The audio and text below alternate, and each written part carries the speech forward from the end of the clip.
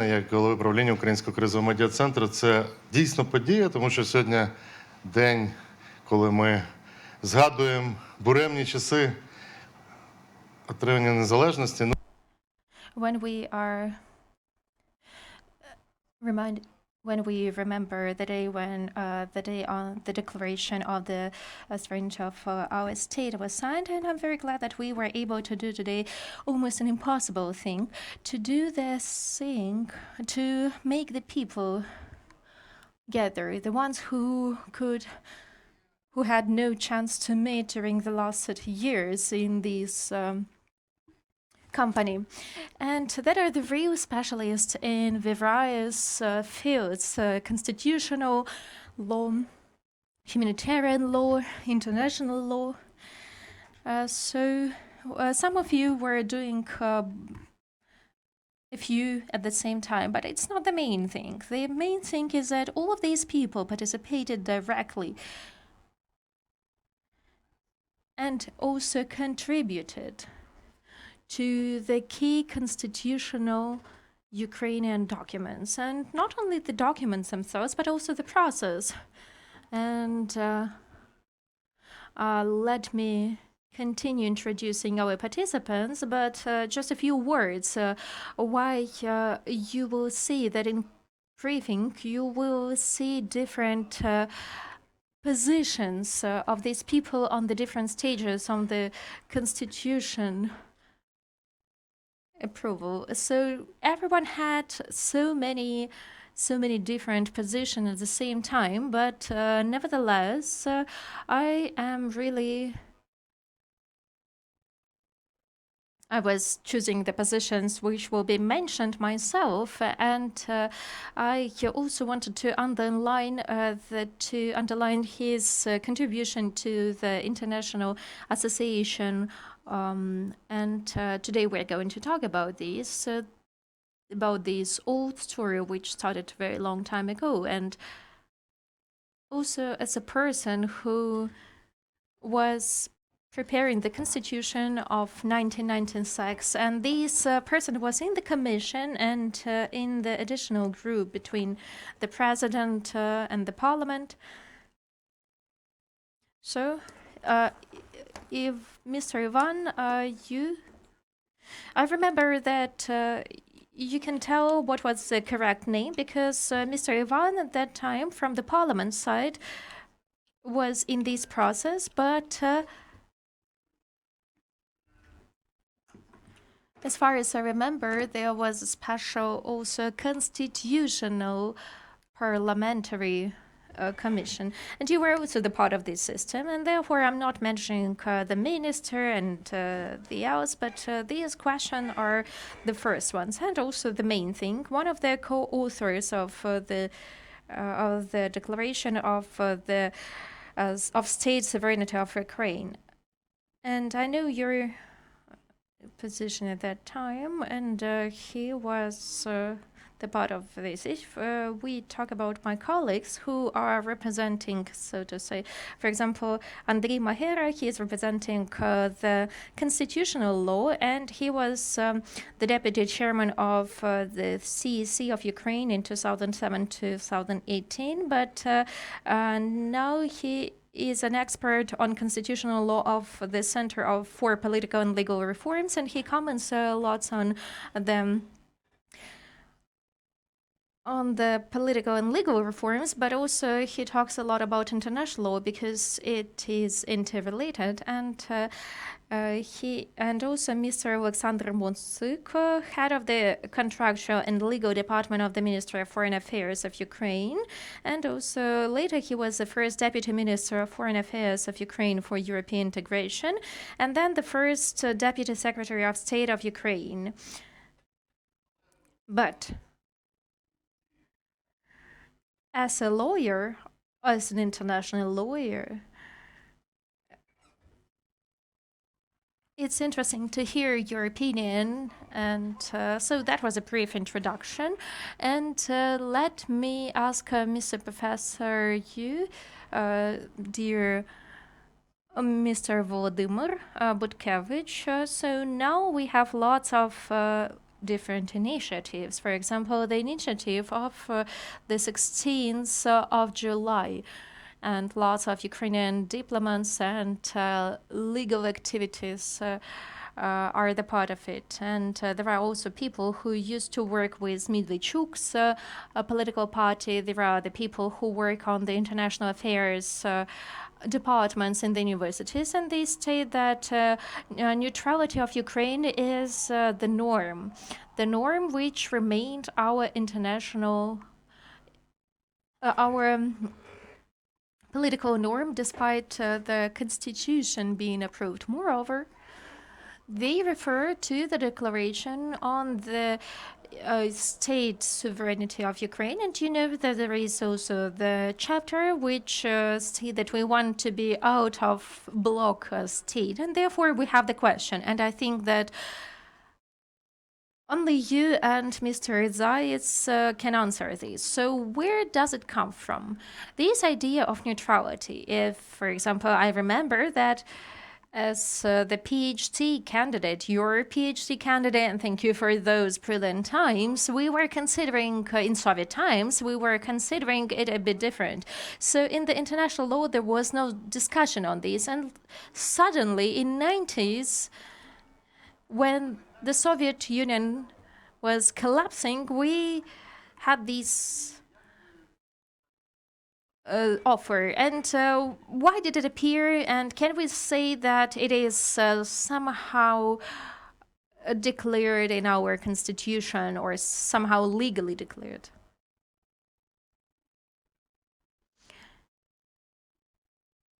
In my opinion, I would not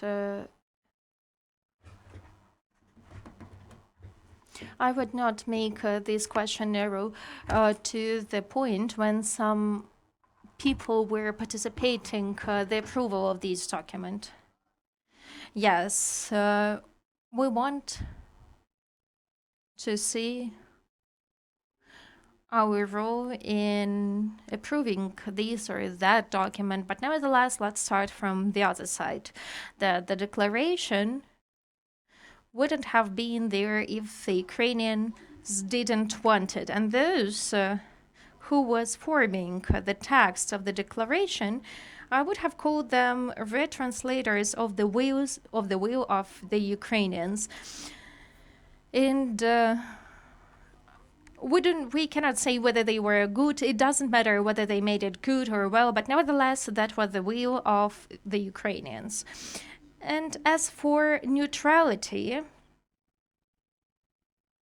in this case, I'm not the one who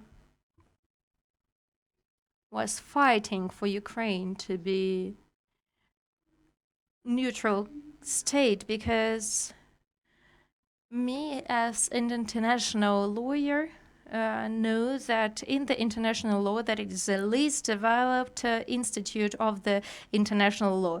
And if one says that there is a kind of standard norm for Ukraine, in this case, you can consider the declaration and you can see that the Ukrainian are informing on the intention, and since when intention became the legal norm. Therefore, when we were stating our independence, at the same time, the people could say loudly about what questions they can consider in the future, but never anywhere Ukrainians said that it's the norms of the international law.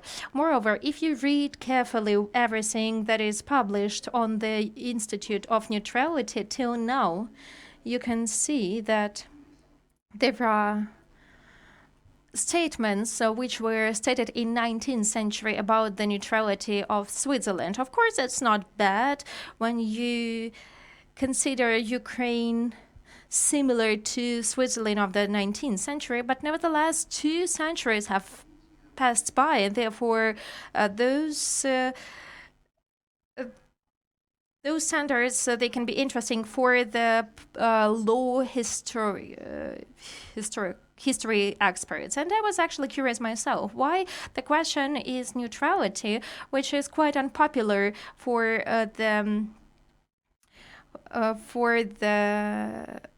the Soviet time. You cannot find a lot of documents and works except for Hanushkin, and it was not considered well since that time. But nevertheless, when independence was declared and when we started to form our International Association of International Law, in this point we started to think about neutrality. And I remember how the professor Usenko Gennady called me, and he is a very honorable person from Moscow. Yes, from Moscow. He was mainly working for Soviet government during Kosygin and later. He was one of the best experts of the international law and also the advisor. At that time, we had the advisory support board. And when we wanted to establish our Association of International Law, association and neutrality, I even didn't think that they can go together so closely. And Gennady Trofimovich called me, and he was persuading me for around 3 hours not to do that. And he was asking, why do you need this association? Ukraine can easily state as a permanently neutral country, and you will resolve all the problems. And I was asking, between whom? We will help you on the first place. And I said, okay, maybe we can help you on the first time and you can become the permanently neutral country. No, you're joking. I didn't expect you to say that. And then later, Deputy, once again, I would like to repeat that on the politically legal issue, this question until now is not well researched, is not well studied. And as the State Secretary, Mr. Dulles, said after the war, nowadays, when there are two forces against each other, we and the Soviet Union, when two strong forces, two sides are fighting, it's against the moral to talk about neutrality. And I remember these words, and I think that it's not the matter of morality even nowadays. And I think that it goes from the core of the special task forces of the Russian Federation. And Mr. Volodymyr, clever people work there. And the history persuaded me that there are lots of betrayals. So this idea from Moscow came from KGB, from the special task force. So not from the scientists. No, I actually asked him. Nobody was studying. And at that time, I was vice president of the Soviet Association of the International Law. Nobody was working on these questions in depth. Why Ukraine should show the example to the others. By the way, we had lots. They wanted to show this example, and until now, they cannot stop willing to do that. Well, that depends on what you were studying when you were young, and that's what I found at that time. That it's not the political or legal conception, but ideological conception, which in those cases, and if one wants to, someone wants it to happen nowadays, even until now, this thing has only ideological basics, but not the legal or political one. And in my opinion, I'm very sorry, but Ukraine is into this agreement during this war that, in fact, it will be against the moral for those who cooperate with us, for our partners, to say that we are permanently neutral country, we cannot help you, meaning that when we have the enemy like we have at the moment, with thousands of kilometers of the common border, and at the same time when we are said that they want to take a part of the territory from us, telling us that this is the grounds for us to become the permanently neutral state. Is, in my opinion, it's more a kind of reason to revise the criminal code of Ukraine. Thank you very much. That are very good things you said right now. I have never heard it, and I start to think about some processes in a bit different way. Mr. Sand, I know that first of all, greetings once again, and I agree with Mr. Professor Butkevich. Yes, it's not just broader, but there are some provisions which are even more important, but we focused on this one, and because we will not be able to cover everything. But nevertheless, I do understand that we can say a lot about declaration, but nevertheless, what is written there about the intentions, and also that was at that time USSR. At that time it was different. That is, it was not an independent Ukraine. It was a part of the Soviet Union. And what has happened later? And I know that many were monitoring the situation on NATO compliance. So you're not just a witness, you're also the author of these transfer, and that is what we can see, that in the framework of the war it is almost over. It's not over yet, but nevertheless, the floor is yours. First of all, let's say a few general words about the declaration. The declaration was a really real historical event in the history of Ukraine. It's not the manifestation of the will to have your own state. It's the framework of the state we were willing to live in. And here we have to make an emphasis on the definition of sovereignty of Ukraine, and also everything which goes as it, especially the first chapter, that is a definition of Ukrainian nation. And it is stated that we are building the state of the Republican type, and the language and the traditions of the title nation is providing the framework for the state structure. There are lots of rights, there are lots of chapters, and that is how we defined our state. And of course, there are some kind of rudiments which should have never been there. For example, it is mentioned about your own nationality, but those people who want, they can remain the nationality of the Soviet Union. That was a kind of compromise to get the voices, to get the votes. But nevertheless, that one of the main documents, that is one of three main documents which are the milestones for our state. That is the Declaration, the Sovereignty of Ukraine, and Constitution. And also we can also name the referendum of the 1st of December 1991. And as for these provisions, so first of all, we have to understand that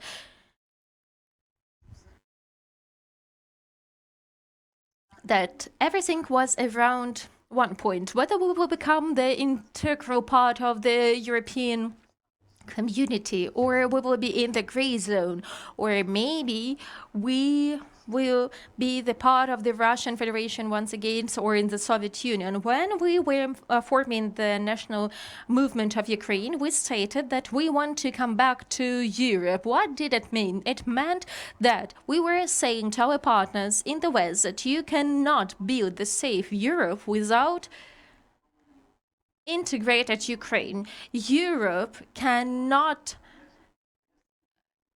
get to its best without Ukraine. So we had to get ourselves cut off from the Soviet Union, to cut off from this space. And this statement is in the declaration on the final stage. So we were discussing in the parliament different amendments and so on and so forth. And it was suggested by Professor Vasilenko, not in the way how it is, not in the wording how it is now. So Mr. Ivan Fedorovich Trach read it, and there was bad writing, handwriting, and it doesn't matter. But as Mr. Butkevich said, it's the ideological act. So let's consider it from this strategical point of view. What did they want to tell with it? So in fact, we were in the part of the Soviet Union at that time. The Soviet Union was a nuclear state. The Soviet Union, that was a communistic empire. And we were thinking, how can we get Ukraine out of the Soviet Union without shedding the blood? Because we understood that the question of the nuclear weapon is the question of the monopoly of two countries, the Soviet Union and the USA. They were keeping this monopoly. They were building the current world through the monopoly on nuclear weapon, and they kept this monopoly as their eye. And the Soviet Union was saying that we will not consider Ukraine as a state if Ukraine will remain the nuclear state. But we remember that the history, and we lost because we didn't have the international support. We were in the Poland, that was Entente, that is White Russia, and Red Russia, and therefore we really needed this support, and we didn't need any pressure from the USA and from the Russian Federation. And therefore, when Mr. Vasilenko has suggested this statement, he was considering the fact that the nuclear status of the Soviet Union does not meet the requirements we have as non-nuclear states. So we cannot be the part of the Soviet Union because we are not this nuclear state, and you are. And if we're speaking about neutrality, in this case, we have to understand this connection.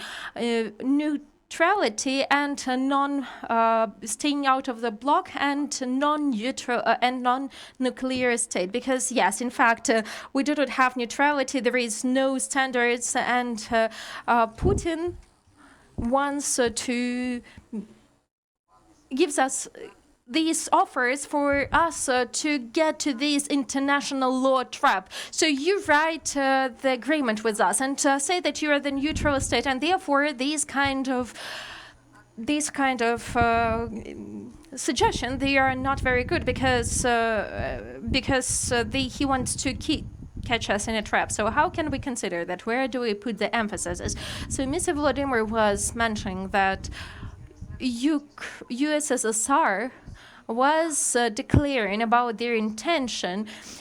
USSR does not declare the fact that we are neutral. We inform on our intention, So the main thing is an intention, that in the future we want to be the permanently neutral state which does not participate the military blocs and keeps three non-nuclear principles, and therefore we have to consider it in this way. And in the future, I have to tell you that this formula gave us quite a lot. But the question is not that this formula has made us to get rid of the weapon. We didn't have any chances to become the nuclear state, not through the US and their pressure, not through the civil opinion, which after the Chernobyl catastrophe did not want to hear anything about nuclear technologies, not through the elites which trusted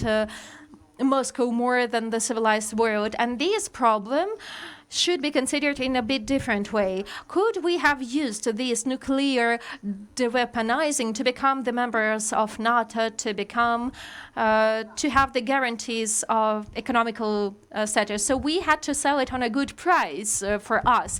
And that was the problem about nuclear issue. And for a few times we were discussing in the parliament, and Mr. Holovati was participating in the discussion. That is how it penetrated the world. But later this standard was used for the benefits of Ukraine. First of all, it helped us to be considered after the referendum. This norm helped us to get out of the Soviet Union space, because we belonged to our armed forces of Ukraine. We had so-called strategic armed forces and they were saying, okay, that is ours, and you're left with what you had. And therefore, when today we're talking about neutrality, it's the thing which, like, neutrality is something that is cast by the people who do not want us to become the part of this new Europe. Speaking about neutrality is bringing us to the Putin type demilitarization, meaning that we have to destroy everything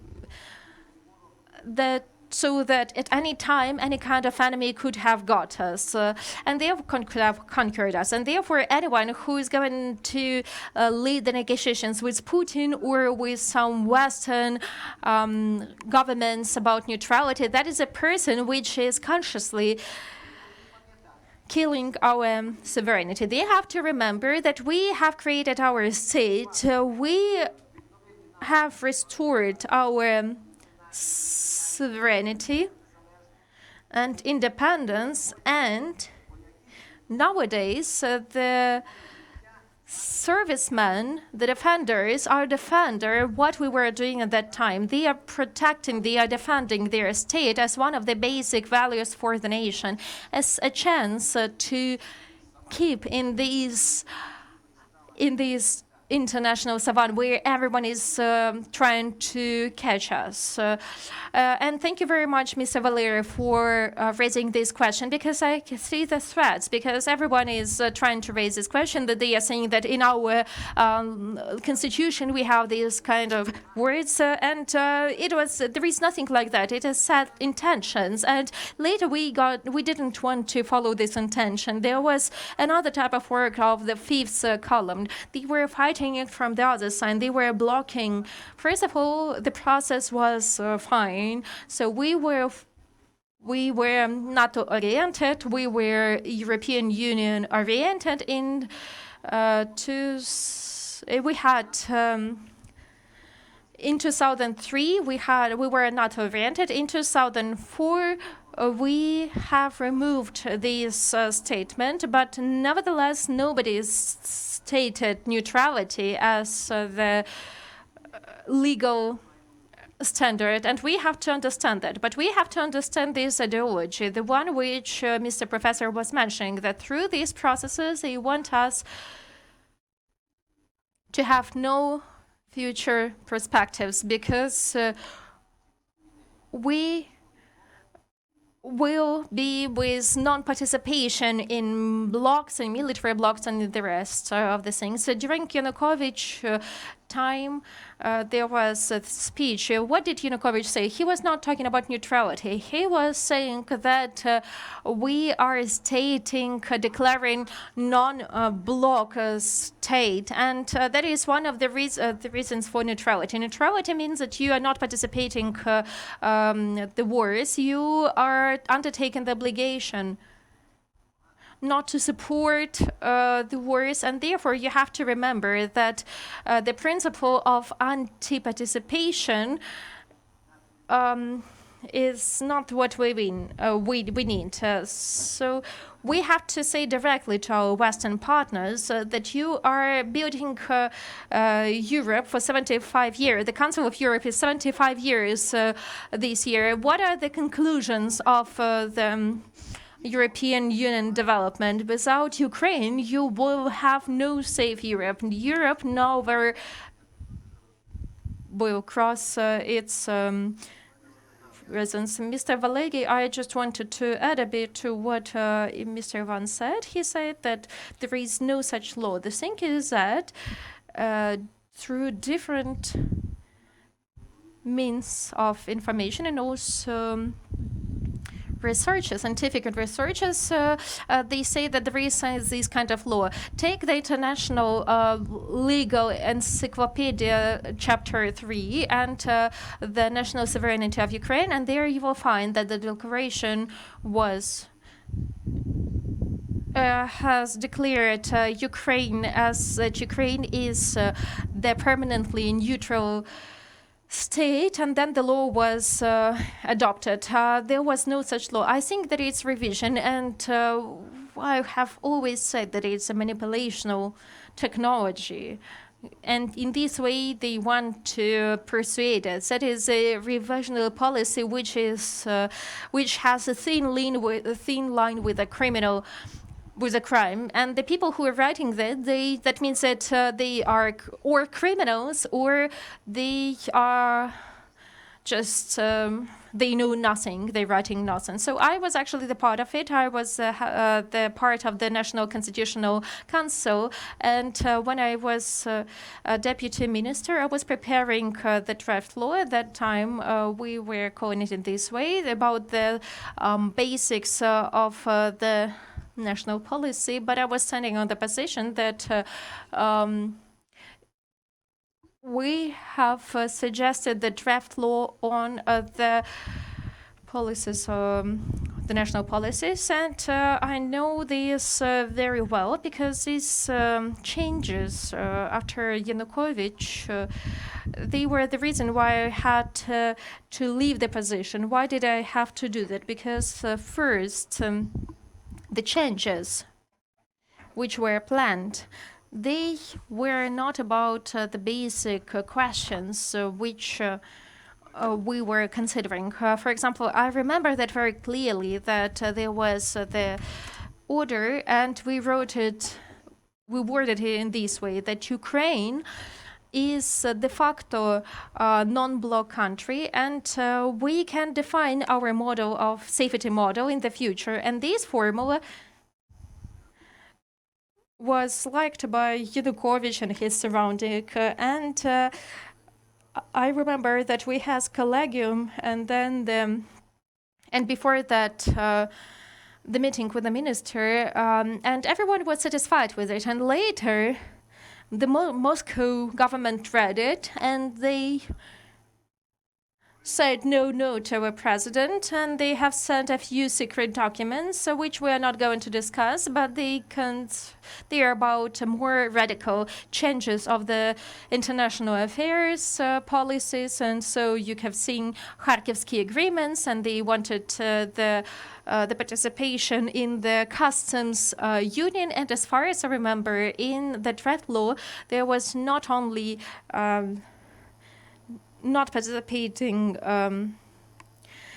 the blocks. It was adopted on the 1st July 2010, and we are talking about fixation of the non-bloc participation. And we need to check, and I do not remember whether there is a word there, so this part was changed later in 2014, when in the end of 2014, when we refused from non-bloc status, and later. That is a separate story. Maybe we will talk about that when it was approved. And I would like.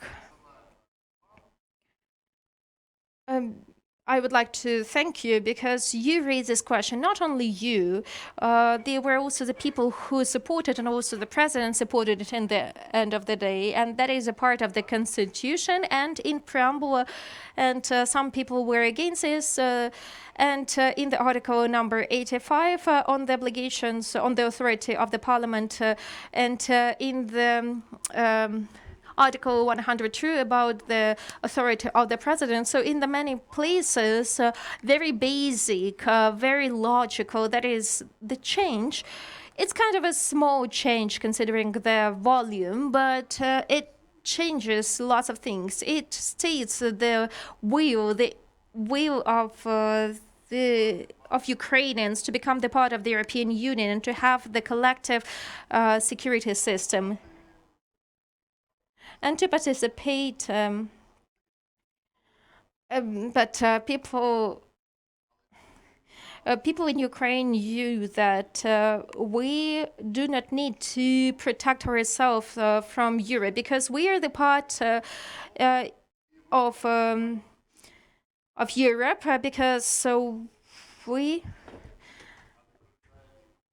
because it's logical that there should be the collective security system from NATO. So at the moment it's NATO. So maybe I think that maybe those changes could have become the reason, but nevertheless, and how could they have become? So we're saying that when Yanukovych added the standard on non-block status, and on the 23rd of December 2014, it was cancelled, and we were saying at that time, so you want to be non-black status, but we had non-block status, and what happened? What did the Russian Federation do? In 2014, they were considering the war with us, and therefore their arguments that non-block status and neutrality will protect us from the Russian Federation. I even do not find the words how to call that. That is empirical ideology. That is a Moscow type ideology. No, the thing which can protect us is the participation in NATO. And even the UK, even the USA, even France, they are not protecting themselves alone. They want to become the part of the collective systems of protection. And therefore, that is the way we have to choose. Thank you. Mr. Posol, Mr. Minister. Dear colleagues, dear Polish colleagues, they call you only Mr. Ambassador. So that is a very interesting part for me, historical part.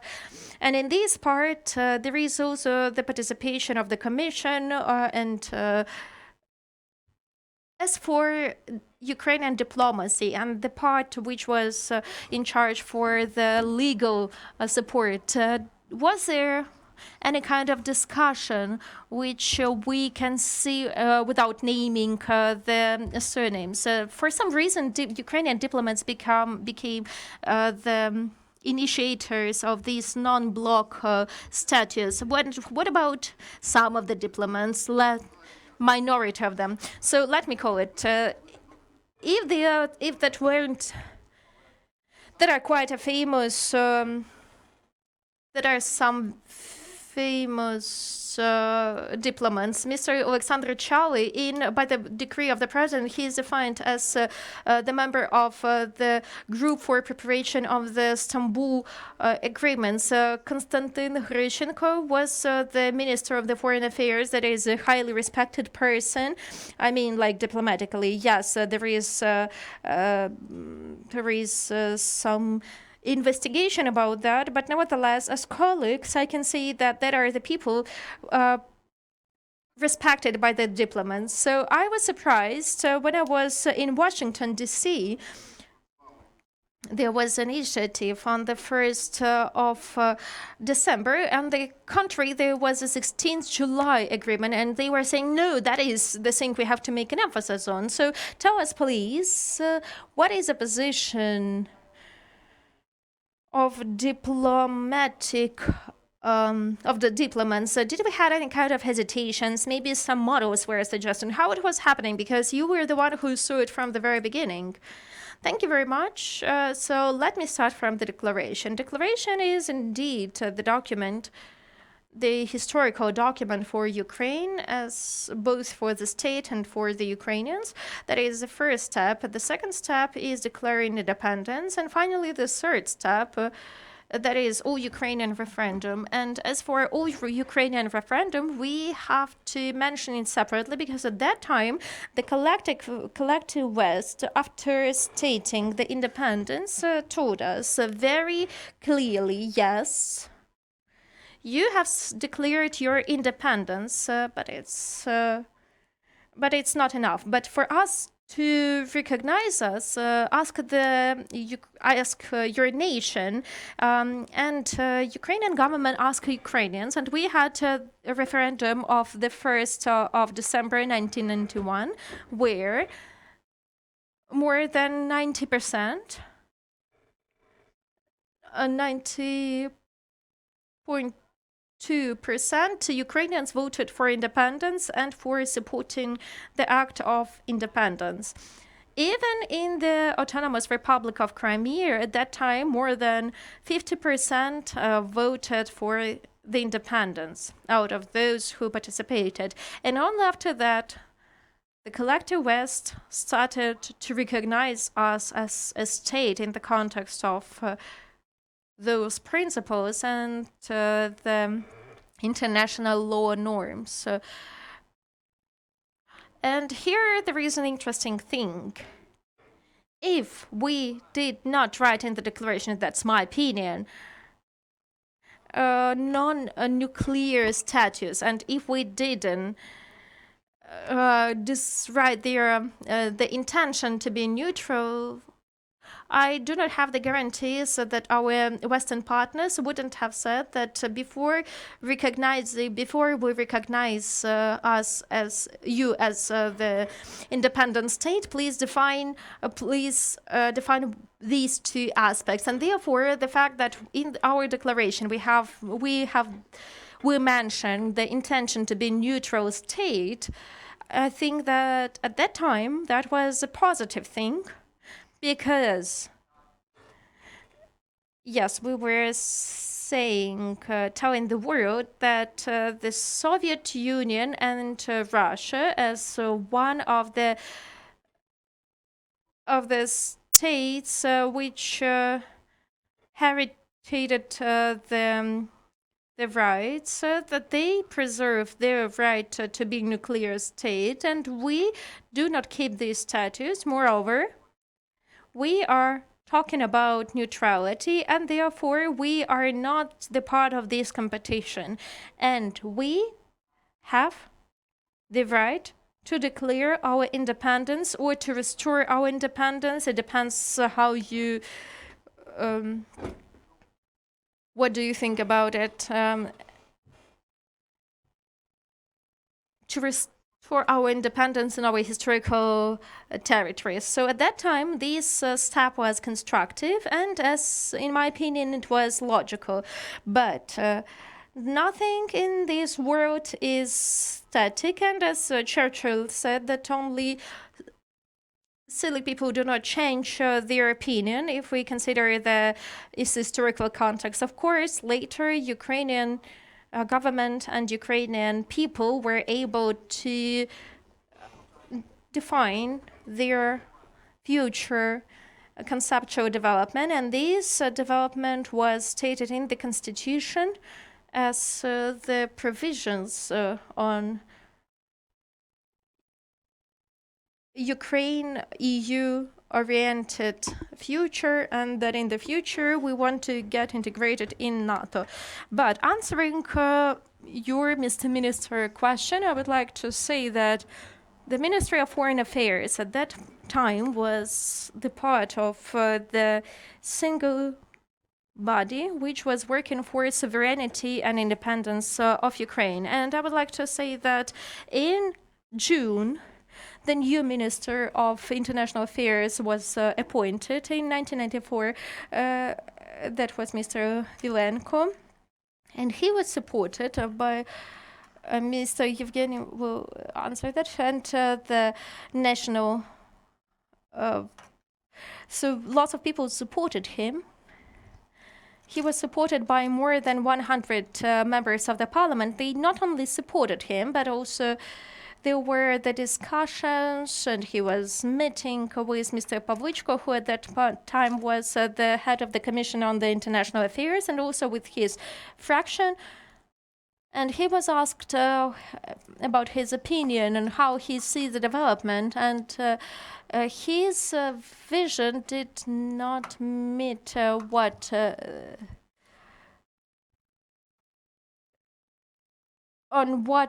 this diplomatic patriotic part was working on, which consisted of from the former dissidents and patriots. And at that time, I remember that at that time I was the first secretary of the department, which was just established because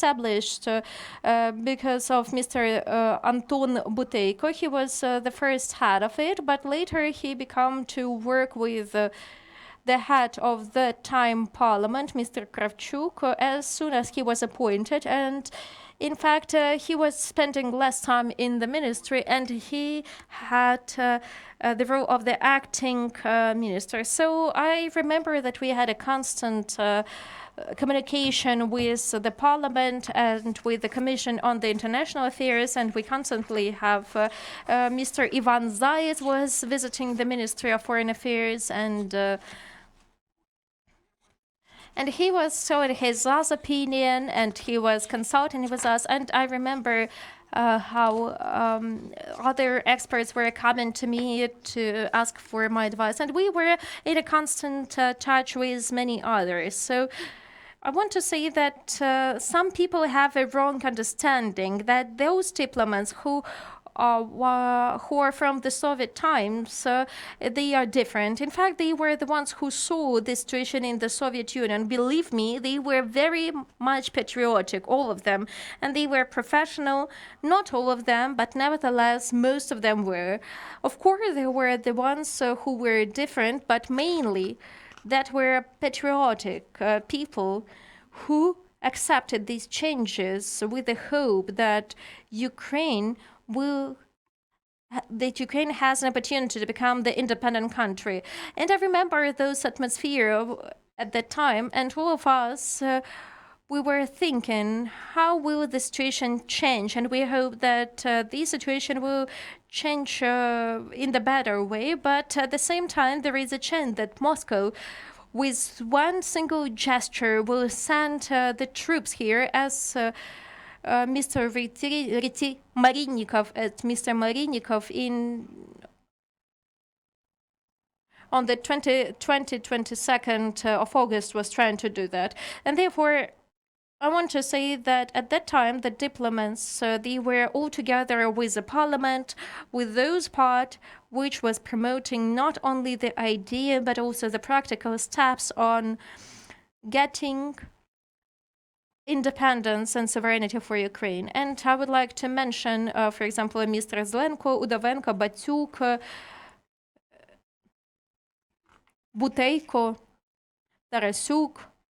Buteyko played a very big role in this process. So diplomacy was all together with its country and with its nation. And of course, there were some people who had different opinion, but at that time, maybe they have changed their opinion later. That is what concerned the Minister of Foreign Affairs. And very briefly, so the three bells which we heard in different years, and they were the ones which defined the opinion of the government and Ukrainian nation about our place, that our place is the safety format under the umbrella of NATO. So the first bell was in July 1993, when the Russian parliament has adopted the declaration that Sevastopol is the Russian city. And after that, we had the decree of the Parliament of Ukraine, which against revanchism of the Russian Federation. And at that time, there was also the consultation with the Security Council to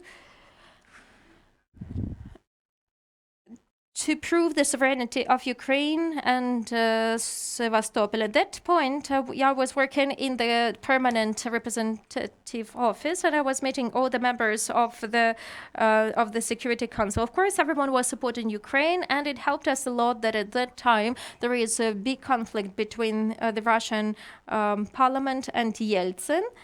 And before this, the Russian representative got the letter not to get involved and not creating the obstacles to adopt this law, and he was not creating any obstacles, and they were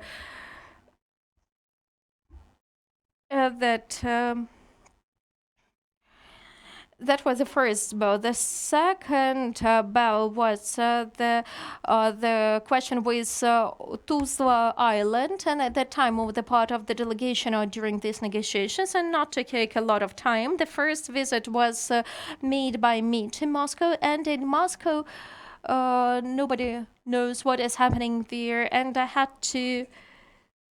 And the general of the army and the first deputy of the Minister of Foreign Affairs.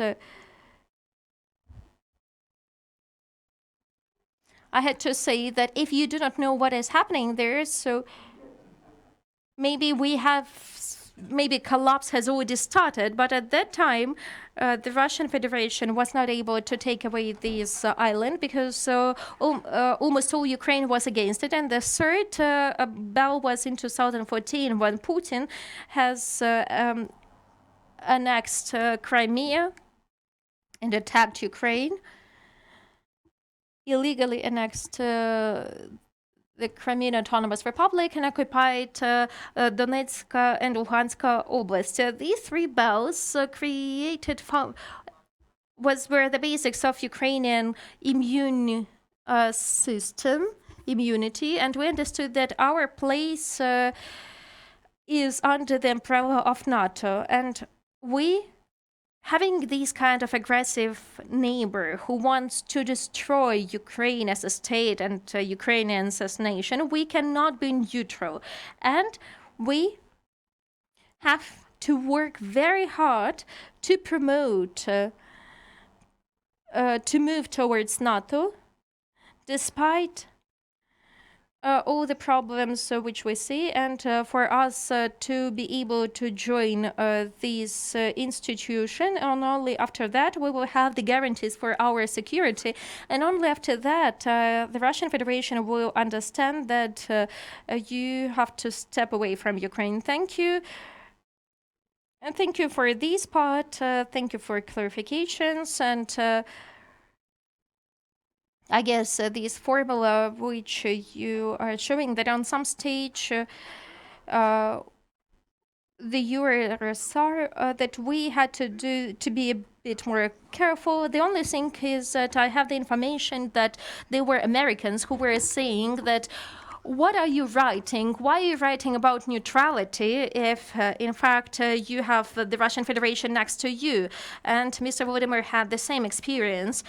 So I think that there was a window of opportunities in 92, 93, where I can see that, by the way, I didn't know that before. So I was persuaded that they were just trying to make an obstacles for us not to have our own nuclear weapons. So that was a kind of mistake.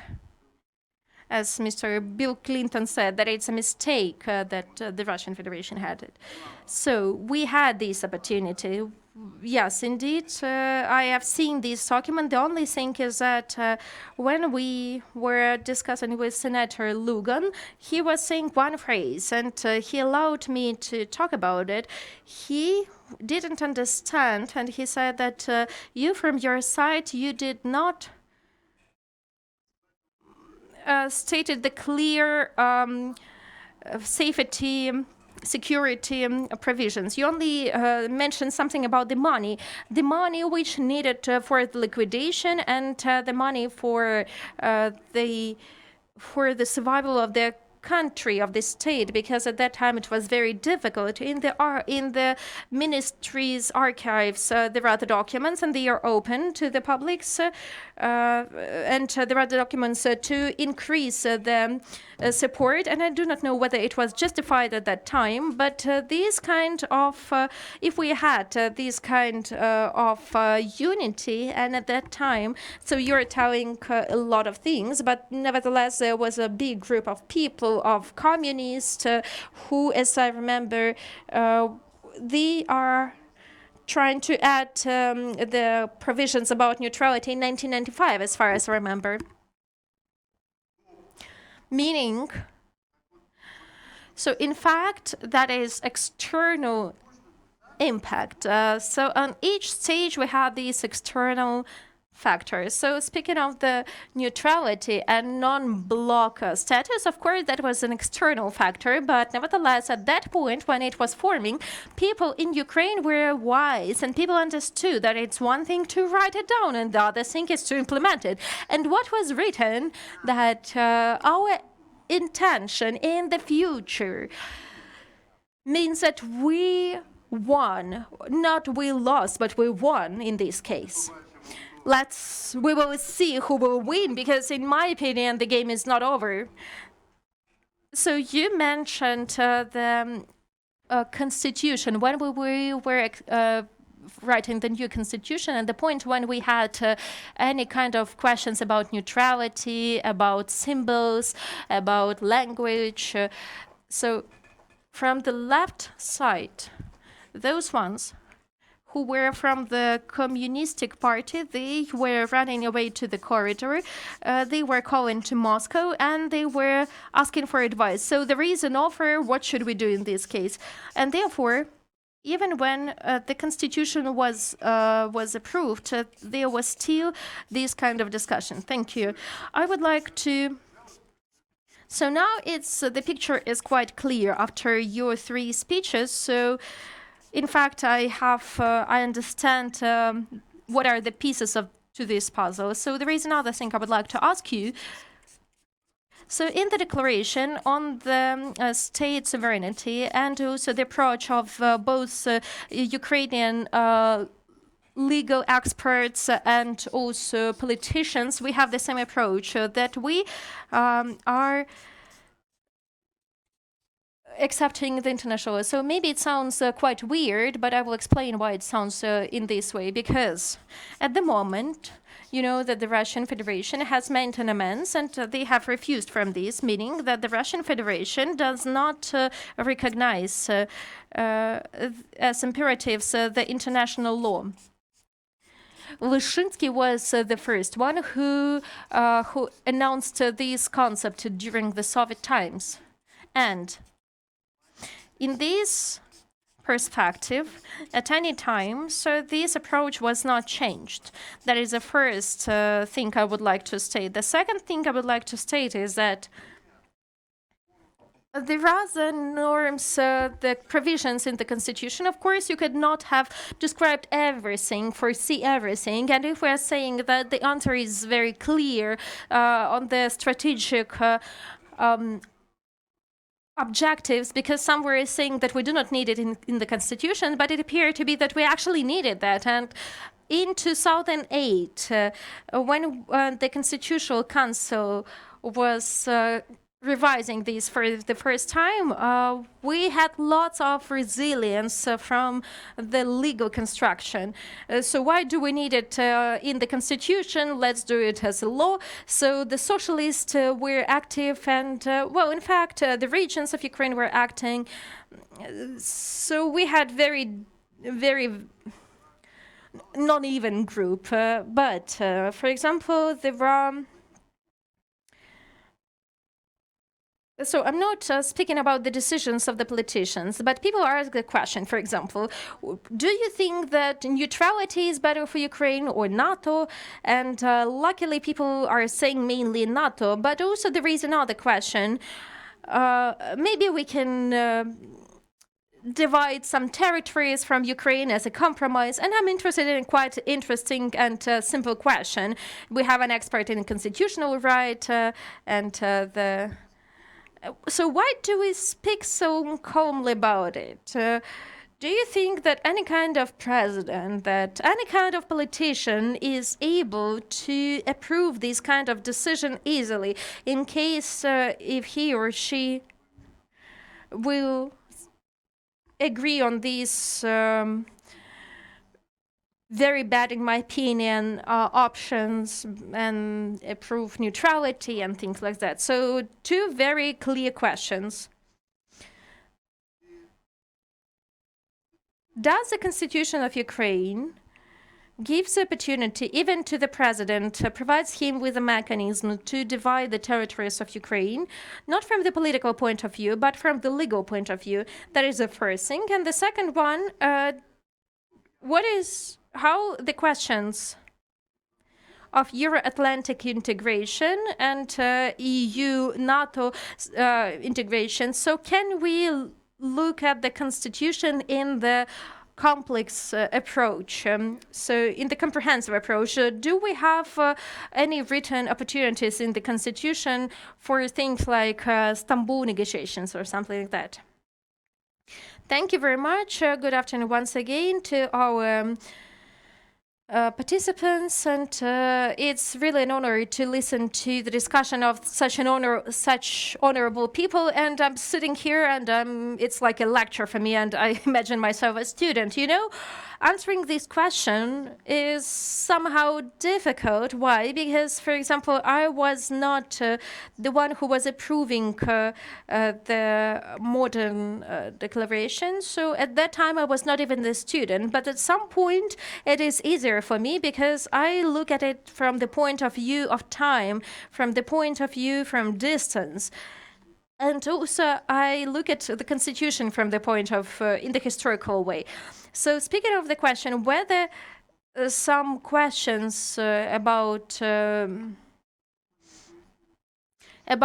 dividing some territories, or, for example, some unclear statuses to the territories which are controlled now by the Russian Federation, and they refer to the article number 73 of the Constitution of Ukraine. I would like to remind you that the Parliament of Ukraine is arranging the referendum on dividing the territories, but Constitution of Ukraine is the complex document, and you cannot take the parts of it and consider it separately.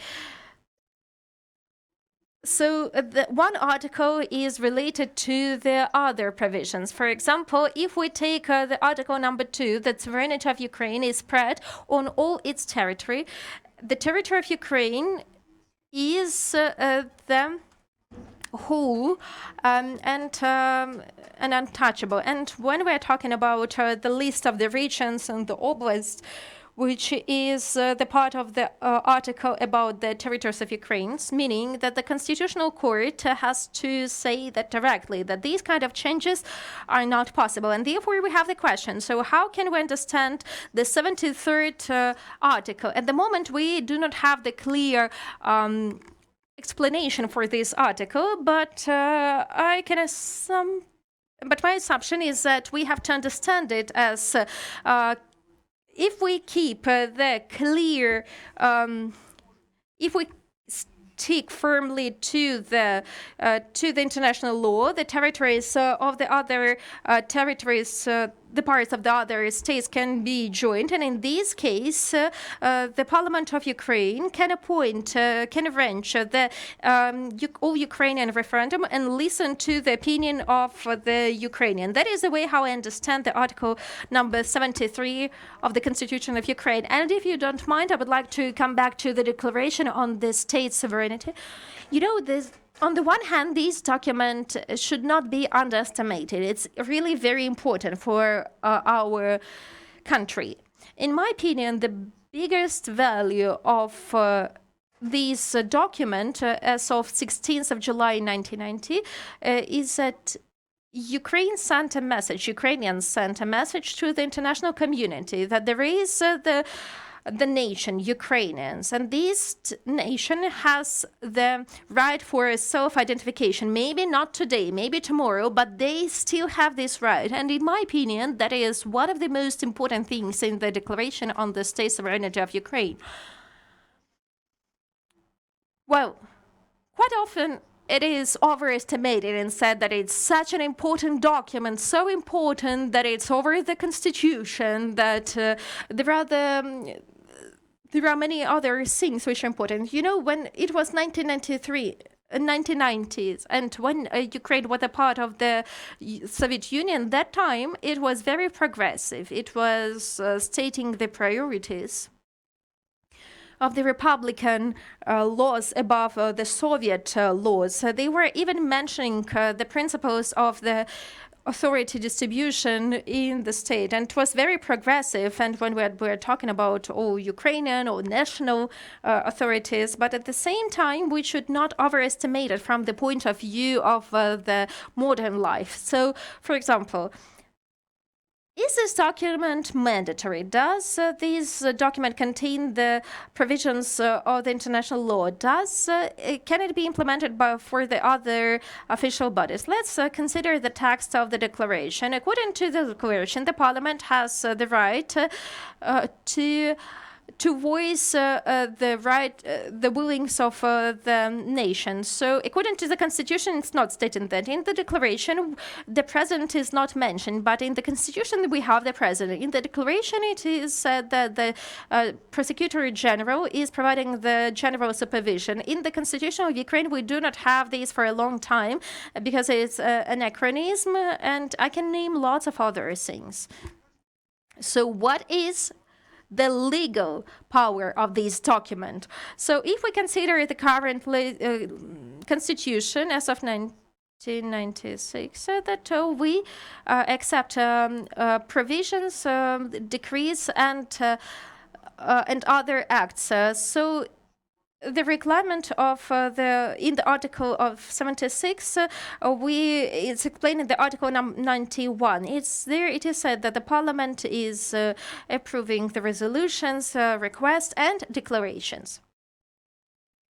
From the point of view of law on the law enforcement, which is approved but not enforced, so it's not implemented yet, but some thoughts are already included, and some things can be already paid attention to, and we can focus on them. It is said that the norms, the provisions of the law do not have the political nature. So the acts of the political nature. In the article number 1 of this law, it is in the provision, it is said that that are the acts which include the evaluation of events, circumstances, and situations and processes. So I think that quite surely we can say that the declaration and request are the political acts, that are the acts about the intention, that is the act about evaluation of some certain processes, about your attitude to some certain processes, and that is quite normal. The Parliament has the right to do that, and even nowadays it can approve the declarations, but nevertheless, speaking of these documents, about these documents as documents which contain the norms, the provisions of the law, is probably not correct. But also, speaking of the declaration of the state sovereignty, it's mentioned about the intention in the future to become the state with a permanently neutral state. And in this article, it is mentioned that there are 3 non-nuclear principles which found the reflection in the international agreements of Ukraine, which were ratified or which Ukraine joined by the decree of the Parliament of Ukraine. And these documents are mandatory, and they obliged us, and Ukraine is fulfilling their obligation. And speaking of the neutrality is a declaration on the national sovereignty. That is the only document where neutrality is mentioned. There is nothing about neutrality in any other documents, in any documents, in any laws on, for example, the international affairs or anything. And as for the non-block status, we were mentioning that for a very short period of time. On the constitutional level, since 1991, we had never had the norm on non-block status or on neutrality or else. So I mean the Constitution on 1978, Constitutional Agreement, and also the current Constitution 1996, considering all the amendments which were made, that is 3. And just a few years ago, there were the amendments to the current constitution on the Euro-Atlantic integration of Ukraine. And of course, this question was closed, in my opinion, and for the society, there is no discussion for the society because it was resolved and this question is already closed. So concluding, I would like to say that, of course, the declaration on the national sovereignty is a very positive aspect of Ukrainian history, and it played a very big role. It played a very important role. And thanks to it, we had the amendments to Ukraine of 1978. Thanks to it, we had the law on the economical independence of USSR. And there were lots of decisions made on the basis of these declarations, but we should not overestimate it from the point of view of the mandatory nature of this document. That was 1990. That was the Soviet Republic in the part of the Soviet Union. Now we are an independent country with our own obligations, which we're fulfilling. Thank you very much, Mr. Andrei. And in fact, well, I'm checking the law on the grounds on the internal affairs. As of 2010, it is said that the country as non-block status state. And as for neutrality, yes, there is nothing there. So non-block status is yes. Moreover, we have to, I guess everyone will agree that on the level of constitution, we have never had it. And it couldn't have been there because, and that is actually the first thing. Just a moment, I will give you the floor. So I would like to say a few words about those periods. And Mr.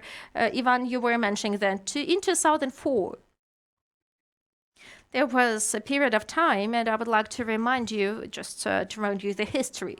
There was a decree of the President of Ukraine on the strategy of the social economical development. And I remember it very clearly, even now.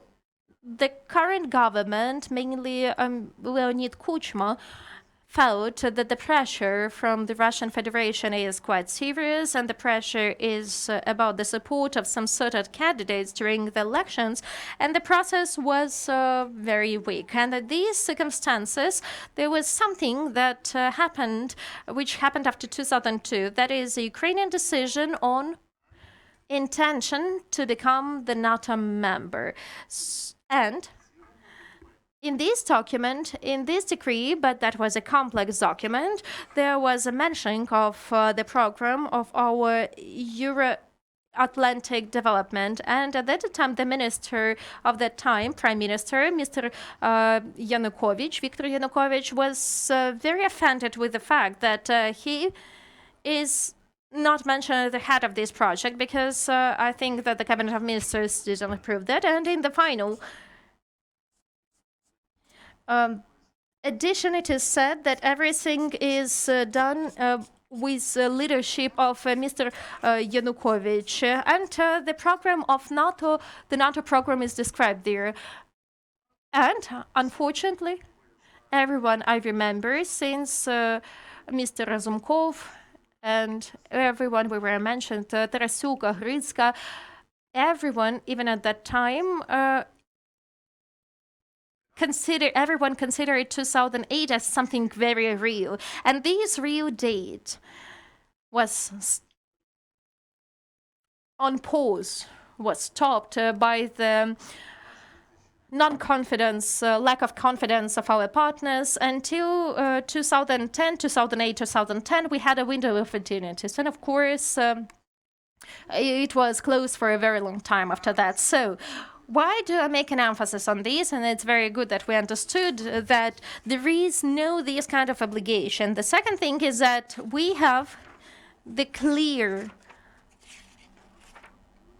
objective, that is the European Union and NATO, that is also mentioned in our constitution. And therefore, I have another question to all the participants. What about the practical policy?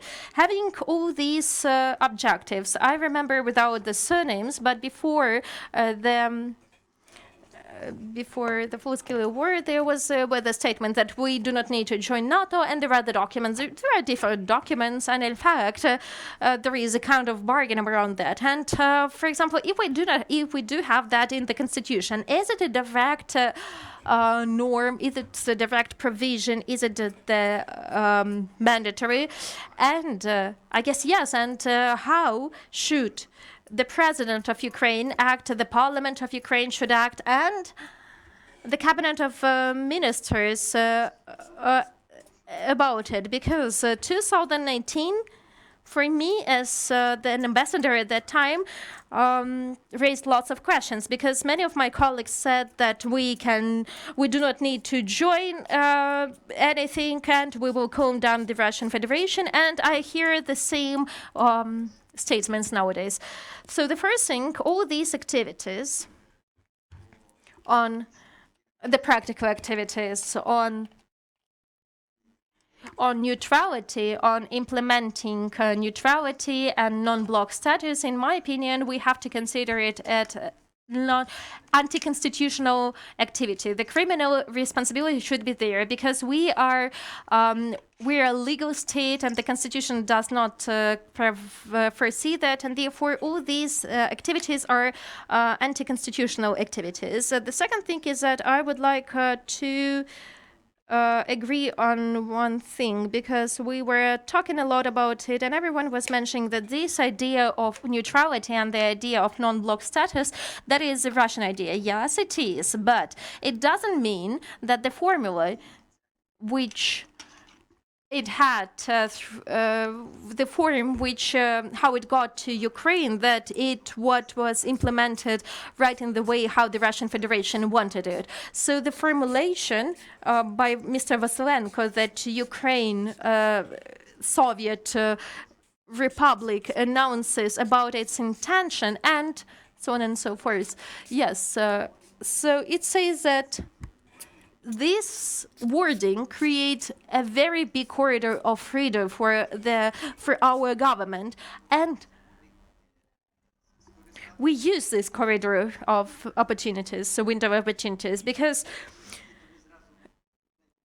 we were approving everything which was coming from the Russian Federation. But I was telling you that it's not like that. And the third thing and the last thing, that is Mr. Alexander was mentioning about referendum of the 1st of December. Yes, it's very correct, because that is the milestone for our state. But as far as I remember, at that point, nobody was not telling us that we have to arrange a referendum. That is something we did ourselves. And even the person who was not a communist, because the communists, they were always saying about the referendum about symbolics, referendum about this, referendum about that. On the 24th of August, even without informing the parliament, he was the head of the opposition, he has announced this idea that we have to found the state through referendum, establish the state. But with this referendum, we did not stop our process of state establishing after the 24th of August. So let's not pose it, and let's not say that it was a requirement of some foreign partners. There was another reason. So there was one requirement, that we will recognize only the state which will be nuclear. And Kravchuk was writing the letters to the president of the USA that our intention to become, he wrote that we have an intention to be the state permanently neutral. It is still there. The intention is still there, and that was the thing which was which has defined the later situation. Whatever else was said, it didn't matter. The only thing that mattered is nuclear weapons. So they want to. Because the only thing that mattered is to keep the monopoly, nuclear monopoly. And as you say, the window of opportunity, that's absolutely right. But Miss Merkel and Sarkozy were pretending, and we helped and we showed that we kind of believe them. And how did we do that? Inside our government, we had this kind of division in the government, split in the government. So we were asking the Western partners, why do you not accept us in NATO? And are we worse than Bulgaria, Hungary, or anything? So we accept in NATO in two cases. First, when all the nation wants it, and the second one is when we have the unity in the government. And we didn't have unity at that time. You remember the document was signed by three people: Yushchenko, Yatsenyuk, and Tymoshenko. And as far as I remember, Yulia Tymoshenko was saying that Yatsenyuk had to sign it, and Yatsenyuk shouldn't have done that because that is another branch of government, and that was the reason that why they stopped the work of the parliament for 3 months. So we always have to remember that the historical window of opportunities is open just for a short period of time. On the 19th of August, I found out about HKP, and he was forced to leave because he was fighting for OUNUPA. He said, like, I'm going to Ukraine to announce independence. And he was saying, like, maybe I will have to make the trenches. And I was asking, why you? You think that you will announce independence? And I say that I can see how two components of the Russian Empire are fighting, and we have to go through it. And I go to the parliament, and everyone is afraid of the 19th and how we can neutralize HKP, that we have the extraordinary situation. And I have one question. The first question, the extraordinary session, and then the question on the independence. And then I was afraid of this thought. You should not be afraid of it. The historical window of opportunities is open for a short period of time. And if today one wants to make Ukraine neutral, non-bloc status, it's not some misunderstanding. That's the conscious work on destroying our state, on dividing us from this opportunity to become the part of the civilized world. If you don't mind, I will add a bit as well. So I think I didn't mention the condition, which is named note, but at that point, in the diplomatic corps, there was the advice that when we were asking to recognize it, start the process of recognition, we were told that it's better for you if the nation will say its word. That is how it was. And a few more remarks regarding Bucharest. There was an issue with the fact that we did not become the members of NATO. We did not have the clear perspectives. Yes, and indeed, Angela Merkel was against it, and Mr. Sarkozy, who were good friends with Putin at that time. And by the way, the ex-president of Georgia, Saakashvili, said that Sarkozy played a very big role on the after-war, post-war recovery, and he passed over the document, which was completely written by Putin. So Putin wrote 4 provisions, the conditions for the war, for the military actions to be over, and how to regulate these actions. And Saakashvili had to agree because they had no other option. And as for Bucharest in 2008, the positive role was played at that time by Lev Kaczynski, because in fact he was the one who promoted the idea that the doors for Ukraine are open. That was his idea, and in fact that was the maximum which at that time could be achieved. And that time I was ambassador in Poland, and yes, in fact, we were consulting with the Ministry of Foreign Affairs on this question a lot, with both Polish and Ukrainian Ministry of Foreign Affairs. And the third thing, we were just unlucky that we had opponents, and our opponent was Miss Merkel. And in this situation shows that Miss Merkel was helping the Russian Federation a lot, and mainly Putin. But it's good that we had President Kaczynski, who has done a lot of very important work. And as for Istanbul and April 2022, I do not believe that Putin and the Russian Federation wanted to have serious negotiations. And I do not agree that they wanted to sign any type of documents. So conquering Kyiv in 3 days and Ukraine in 3 weeks was impossible. And in the Russian Federation, they understood that they failed, and they needed to have a pause to bring the new troops and to conquer Ukraine finally. The aim is still the same. They want to destroy Ukraine as the political reality, and to destroy Ukraine as nation, as ethnicity. And this objective has not changed since the Istanbul negotiation. The only thing is that Putin at that time needed time to hit once again, to hit with new forces. And the fact that he spoke about negotiations was just to win some time. And you remember that even in the document which was suggested,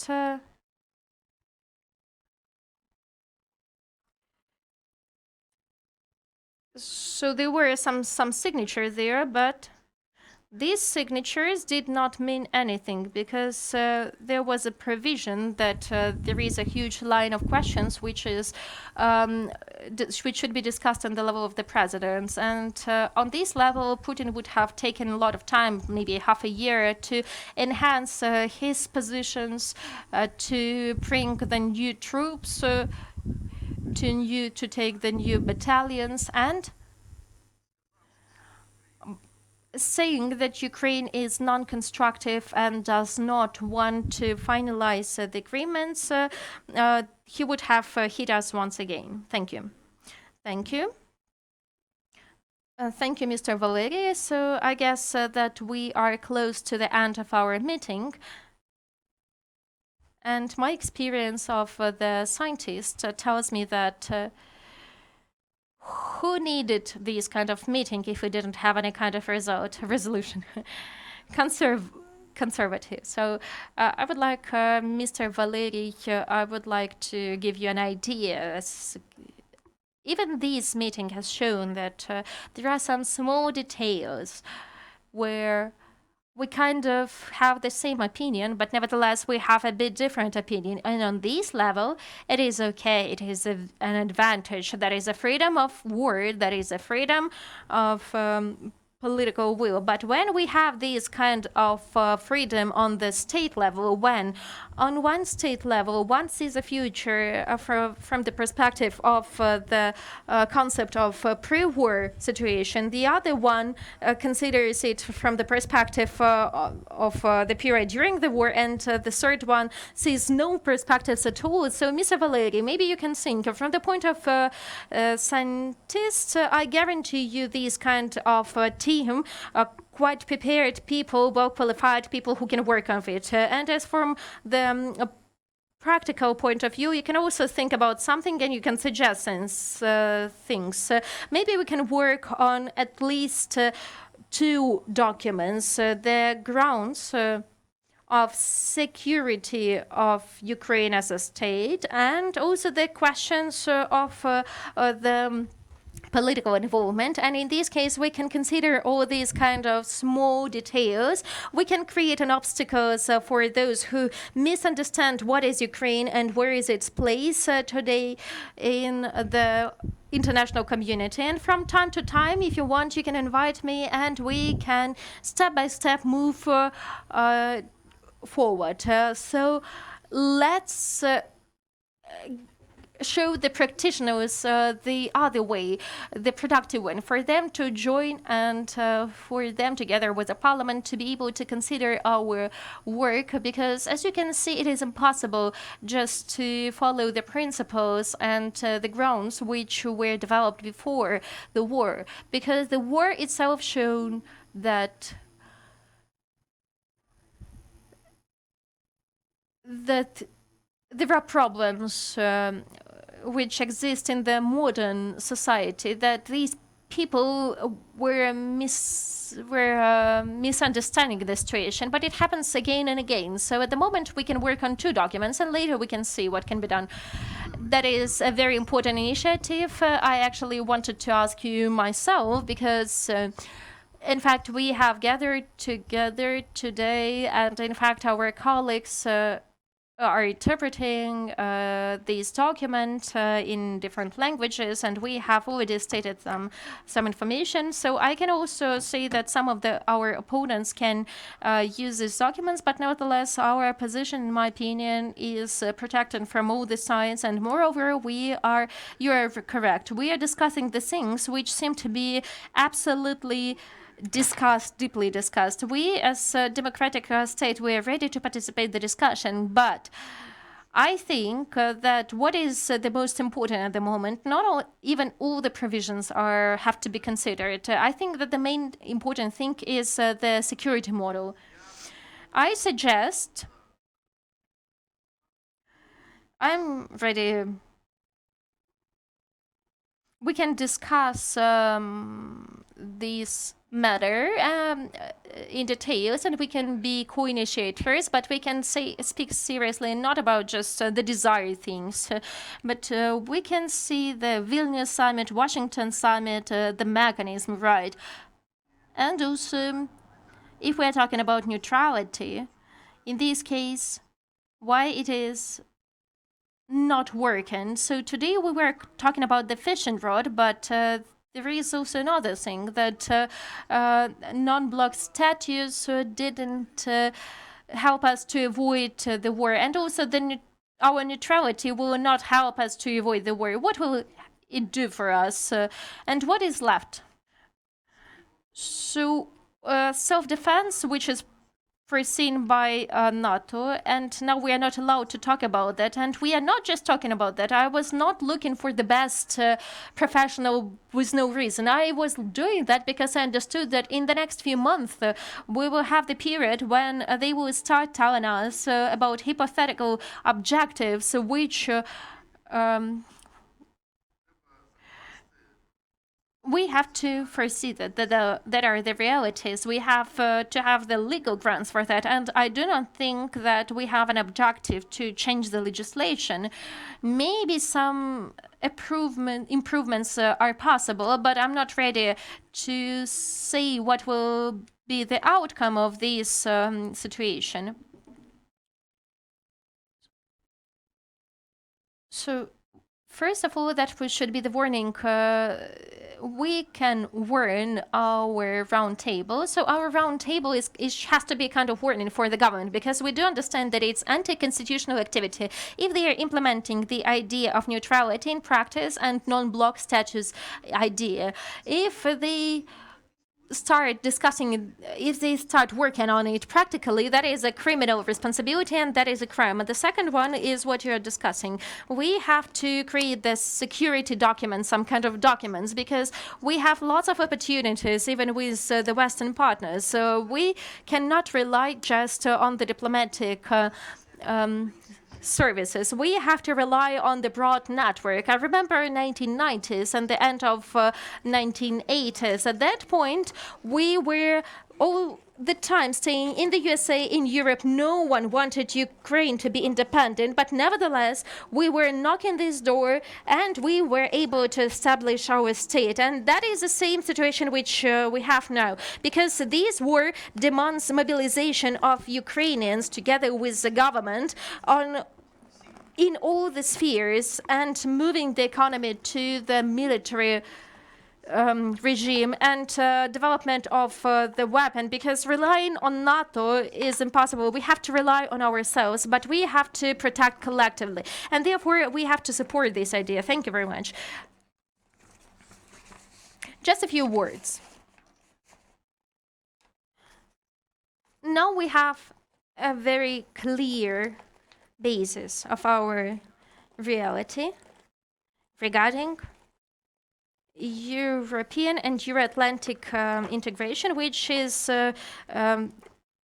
declared by our constitution. Yes, we can have discussions on the right of discussion, but even if one wanted to choose another way, in this case, these people should revise these provisions. Mr. Alexander, I would like to ask you, so I'm talking about the situation. If the diplomat, the international ambassador, is stating that he or she, against the constitution, is saying that Ukraine should not go join the European NATO, and the journalist is asking him once again, so you say it shouldn't join, and he says yes. And after that, he continues working, and the other diplomat is leaving the position. So how should we behave in this situation? So, it's very personal, and Mr. Ivan said correctly that we have the law, and finally we have the criminal code of Ukraine and the criminal law. And the officials, the Ukrainian officials, which have the authority, they have to be the ones who should say their words. And speaking of the situation which we have at the moment, yes, we have the constitution. Everything is clear there. And now, in the context of what was said by Mr. Vladimir Butkevich, the question is about how we should move forward with the security question of our country. And in my opinion, except these provisions in the constitution, we should have something about how to become stronger. So we have to strong army, and luckily we have it. And these defenders, these men and women who are in the trenches defending Ukraine, they have proved, and they are proving every day it to the entire world. But nevertheless, we also have to have the industrial base to develop the weapon, because we cannot rely even on the most reliable international institution is not enough. And therefore, in this context, and then the system of the bilateral agreements, declarations, protocols with foreign states, it's also complementary to our intention to become the part of the European Union and NATO. So we have to look with a fresh eye on these issues, and we have to understand where we need to improve the situation. So I consider that as a yes to work together on the documents. Mr. Valeri, I would like to say that for a few times we mentioned the amendments to the Constitution, and we were saying that we have something to rely on. And I would like to say that these amendments to the Constitution were developed also by 5 people. They were the ones who started it, and then they have sent the document to the president, and it was revised by the president, and then it moved forward, and then it went through the Constitutional Court, and it became the document. So I meant these things. So we have to find the qualified specialists to prepare these kind of document and to go further, to make the next step. That is great, but in fact, recapping everything when the political will of the president is there, as the situation was, and when we have the people who have the same opinion, and even in these cases, we still have the issues. So now I'm talking about a bit different thing. So we are gathering here not for the first time, and we are gathering with different teams, and we're discussing different issues, and models are really good about the future's motto, but nevertheless we have the difference between the defined security model and our membership in NATO and the real situation. The real situation is that till the end of the full-scale war of the Russian Federation against Ukraine, none of our partners want to guarantee anything. And the things which you're mentioning, it's one thing when it's NATO and we have cooperation with NATO and they do not consider us as a competitor. And the other thing is being outside NATO. So all of these things are interrelated. And in fact, unfortunately, the real situation is quite complicated, and I'm very glad that the legal situation and the constitutional provisions was discussed on this high level, and that is the level which we have to achieve in implementation. And I'm not even talking about the head, because the heads of the officials are different, the ones who have to just do to follow the orders. So yes, I will be very brief. I'd like to say that we should not ask Biden the question about NATO. We need to do something ourselves. And what do I mean by that? So we have the committee of Verkhovna Rada on the Euro integration, but we do not have the committee on Euro-Atlantic integration, and we have to have the separate. I'm not saying that we need the separate committee, but I think that one committee has to fulfill two obligations, and it should not be the fourth-fifth priority for this committee. And therefore, I think that we need to do something ourselves. And Ukraine as a state has to be more efficient in this sense. And the constitutional provisions on Euro-Atlantic integration is there, and the parliament is deciding on that. And the military questions are just 30% of all this process, and mainly that are political questions. The laws accord because NATO has these kind of standards, and we have to follow these standards. That is a movement which has to be done from two sides. So we can do nothing if nothing can be done if it's moving from one side. So this movement should be done from two sides. So unfortunately, we cannot see the movement from both sides. So the question of the committee was raised for quite a lot of times, and there are some certain issues here. So now I've heard another thing. I would like to hear the opinion of those people who are watching us. The Minister of Foreign Affairs and the Parliament, the head of the commission went to talk on the foreign affairs to the ministry. So that is something strange.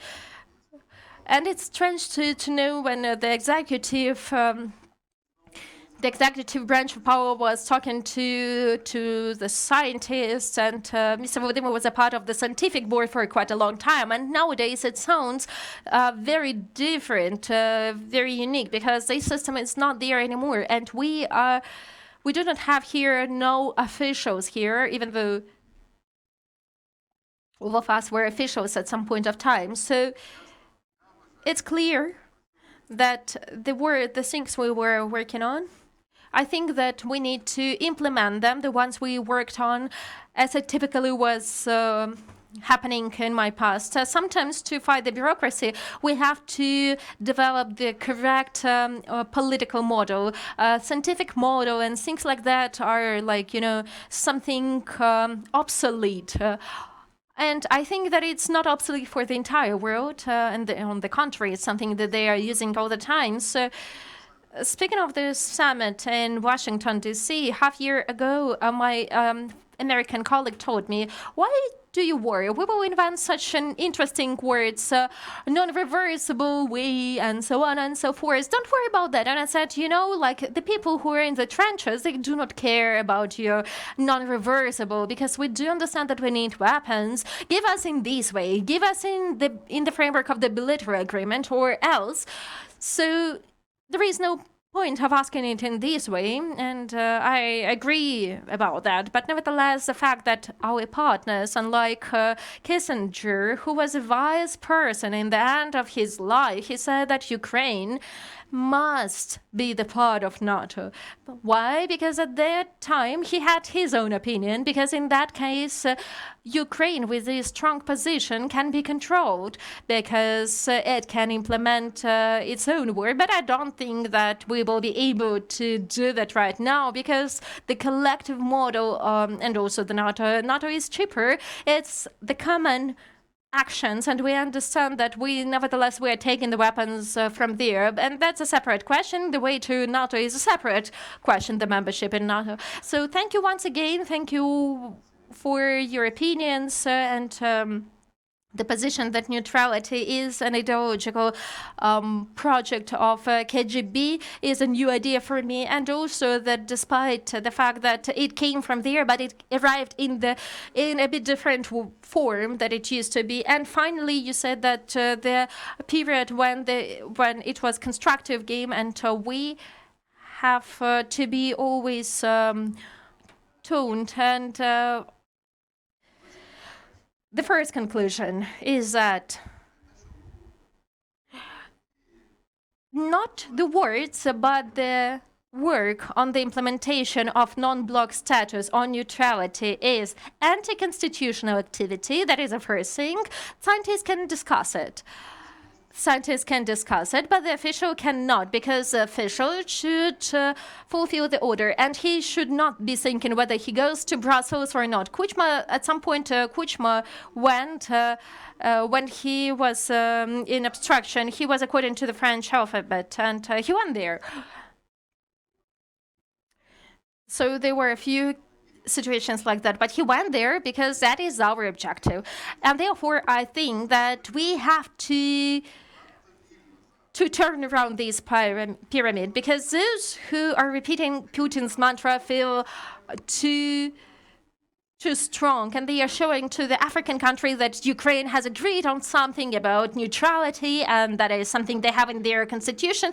Some of our former diplomats and former politicians are using this regulatory tool, and the phrase in our constitution we have neutrality, or in the legal framework. When I hear that, I have the question, so how can we stop that? So it doesn't mean that if Ukrainians will want to make the amends in the legislation and to change all these provisions, that is also the way, but we do not have it, and I do not think that it's possible, because we can see the Russians always wanted us to go this way.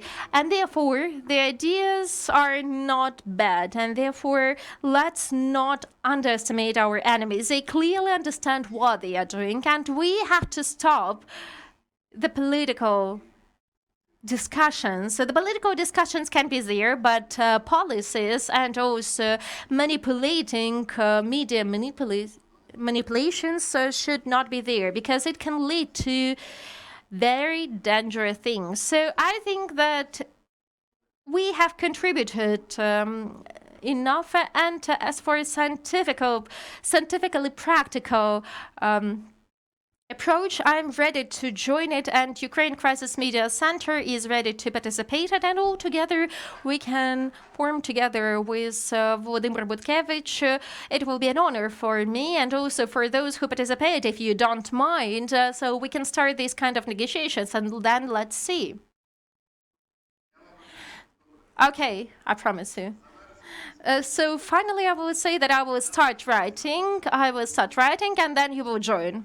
Okay, so thank you very much once again. Greetings with this big date. Maybe we were unlucky because we do not have ocean like the U.S. has, but their story with the declaration was a bit different. But even our declaration, when you're reading our declaration and this document, despite all these nuances, there is persecution and other things. It is not defined, but nevertheless, the basic things are there and they are described there. So that is not dogma. That is a politically important document for the history of Ukraine. And I'm very glad that now there are not just people and politicians or diplomats or lawyers, but those who contributed to the right understanding of this document. Thank you very much. We had a long discussion, but nevertheless, I think that we will frame it in some separate meetings, and we will prepare the documents, and the broad audience will find out about it. Thank you very much for this discussion. Thank you very much.